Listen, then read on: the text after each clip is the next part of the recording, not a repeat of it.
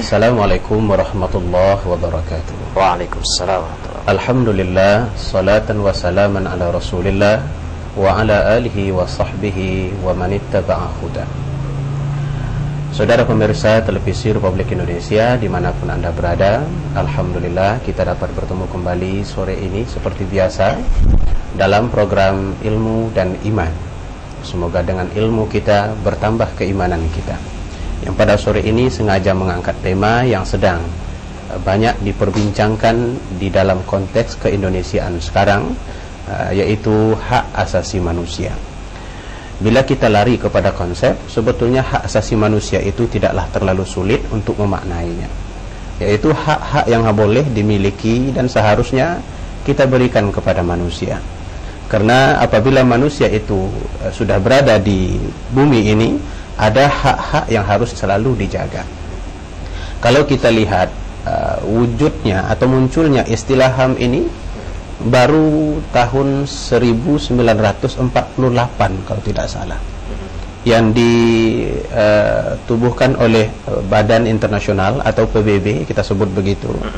Jadi boleh dibilang dia lumayan barulah kita rasa, tahun 1948. Nah, di situ sebelumnya memang begitu banyak pelanggaran-pelanggaran hak asasi manusia dalam peperangan, penjajahan, dan tidak memberikan hak kepada masyarakat sewajarnya. Sebab itu masyarakat dunia ketika itu berusaha untuk membuat satu konsep tentang hak-hak yang harus diberikan kepada manusia. Ada lebih kurang 7, Ustaz, ya, kalau tidak salah.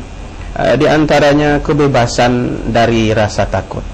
Jadi menjadi hak bagi setiap individu untuk tidak merasa takut atau tidak ditakut-takuti oleh orang lain. Juga ada kebebasan dari paksaan. Tidak boleh ada pemaksaan, karena kalau pemaksaan itu akan melanggar hak orang untuk bebas. Nah, itu berlawanan betul dengan konsep hak asasi manusia. Begitu juga hak untuk bersuara. Kalau sekarang kita lihat betapa banyak orang yang bersemangat menyuarakan pendapat.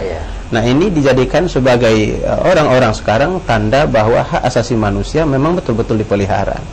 Juga ada juga hak berkepercayaan atau hak beragama, hak bekerja, hak berpendidikan, dan hak-hak lainnya. Nah, semuanya ini merupakan bentuk hak-hak asas yang harus dimiliki oleh manusia dan juga harus kita berikan kepada manusia lain. Artinya tidak boleh ada satu perbuatan, sikap yang bisa mengancam hak-hak yang telah ditentukan ini. Itu menurut piagam PBB atau yang kita katakanlah dunia internasional. Nah, bila kita bandingkan dengan agama kita, sungguhnya agama kita juga memiliki konsep yang lebih hebat lagi sebetulnya. Islam itu rahmatan lil alamin, rahmat bagi sekalian alam, membawa misi kasih sayang, membawa misi perdamaian, membawa misi keamanan sebetulnya kepada seluruh jagat ini. Maka kalau sebetulnya PBB baru menubuhkan HAM itu pada tahun 1948, ini sebenarnya masih terlalu baru bila dibandingkan dengan Islam yang sudah mengasasnya sejak 1300 tahun dahulu. Islam sudah mengenal itu. Mulai dari penghapusan diskriminasi terhadap kaum wanita, yang kebetulan eksploitasi pada kaum wanita di masa jahiliyah itu terlalu berlebihan. Jadi Islam sangat fokus kepada pemberantasan eksploitasi ini, baik dalam bentuk hak mendapatkan kesejahteraan rumah tangga, hak untuk dipelihara, hak untuk dihormati, dan lain-lainnya. Kalau kita lihat dalam Al-Quran, sangat banyak itu yang menyatakan betapa Islam sangat memelihara hak perempuan. Contohnya kalimat berkaitan dengan talak. Wa idza talaqtumun nisa fabalagna ajalahunna faamsikuhunna bima'ruf aw sarrihuhunna bima'ruf wa la tumsikuhunna diraran lita'tadu. Apabila kamu menceraikan perempuan, kata Allah Ta'ala, maka kamu boleh memilih, kamu kembali kepadanya atau kamu lepaskan secara baik-baik. Tidak boleh ada di dalam Islam niat buruk, ditahan saja sehingga nanti memudaratkan atas dasar dendam kepada istri misalkan, dan nanti akan terjadi penganiayaan dan pelanggaran hak. Ini sangat dicegah oleh agama kita. Nah, kalau kita tengok kepada yang lain pula dalam hal anak, hak anak, anak juga mendapatkan penekanan yang sangat urgen di dalam agama kita untuk dijaga hak-haknya. Seperti yang disebutkan oleh Allah dalam Al-Quran, wal walidatu yurdi'na auladahunna haulaini kamilain liman arada ayyutimmar radha'ah wa 'alal mauludi lahu rizquhunna wa kiswatuhunna bil ma'ruf.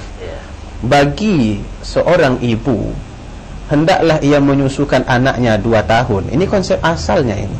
Sebenarnya ada hak pada anak untuk menyusu 2 tahun, kecuali kalau ada sebab-sebab yang tidak membolehkannya menyusu. Tapi kalau secara sengaja, tanpa ada halangan, tidak memberikan susu kepada anak, maka sesungguhnya kita sudah melanggar hak anak yang sangat ditekankan oleh Islam. Jelas sekali sekarang ini, Ustaz, kalau kita baca dan kalau kita dapatkan informasi dari Departemen Kesehatan, ternyata memang susu ibu itu merupakan makanan terbaik untuk bayi. Lalu tidak diberikan, berarti kita sudah melanggar hak anak untuk mendapatkan makanan terbaik. Begitu juga di situ Allah sebutkan lahu rizquhunna, mereka harus mendapatkan pakaian, harus mendapatkan makanan dan lain sebagainya secara baik-baik. Artinya tidak boleh membiarkan anak terlantar begitu saja. Begitu juga dalam hal hamba sahaya misalkan. Di Amerika mungkin masih sering terdengar kita istilah apartheid itu ya. Budak. Di dalam Islam memang tidak ada penegasan secara keras bahwa tidak boleh mengambil orang menjadi hamba sahaya. Tapi tidak pernah kita temukan adanya satu ayat ataupun hadis yang mendorong ke sana. Yang ada justru bagaimana hamba sahaya itu bisa dibebaskan. Kalau kamu berjima di siang Ramadan, bebaskan hamba sahaya. Kalau kamu membunuh dengan sengaja, bebaskan hamba sahaya, dan lain-lain sebagainya. Ini adalah bentuk dorongan Islam untuk menghapus perbedaan yang selalu dijadikan oleh manusia untuk memperbudak orang lain. Begitu juga dalam peperangan misalkan. Dalam peperangan jelas sekali Islam sangat memperhatikan HAM. HAM-nya itu sangat tanpa. Tidak boleh bagi kita membunuh orang yang tidak ikut berperang. Contohnya anak-anak, perempuan, orang tua dan lain sebagainya. Yang boleh dibunuh hanya tentara. Bahkan menghancurkan gedung, kalau tidak ada perlunya tidak boleh. Mematahkan pohon tidak boleh, karena itu akan mengganggu keamanan. Nah demikian Islam mungkin berbeda sedikit dengan perang yang selalu terjadi sekarang. Orang awam selalu menjadi mangsa, anak-anak tidak berdosa ditembak. Nah itu sebetulnya sudah diatur sejak dulu 1300 tahun dahulu oleh agama kita. Islam ini memang sangat luas, Ustaz ya. Seluruh kebebasan sangat dijaga di dalam agama kita dan dianggap sebagai hak yang harus diberikan oleh setiap orang kepada orang yang berhak untuk memilikinya. Hak bersuara juga termasuk itu. Apa kata Allah Subhanahu wa taala, wa amruhum syura bainahum. Suruhlah mereka bermusyawarah. Musyawarah itu artinya kita boleh berpendapat. Silahkan berpendapat. Tapi adakah boleh di jalanan? Itu nanti lagi. Berpendapat di jalanan dengan cara merosak pagar, dengan cara memukul polisi misalkan, itu nanti ada pembahasan khusus tentang itu. Nah, jadi kalau kita lihat, hampir boleh kita katakan di setiap sudut dan bahagian kehidupan kita, Islam sudah mengatur kebebasan dan memberikan jaminan agar kita bebas dalam menjalankan kehidupan kita.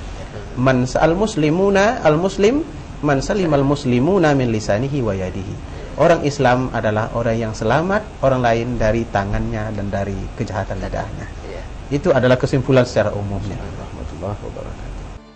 Betapa bahagianya bertemu Nabi,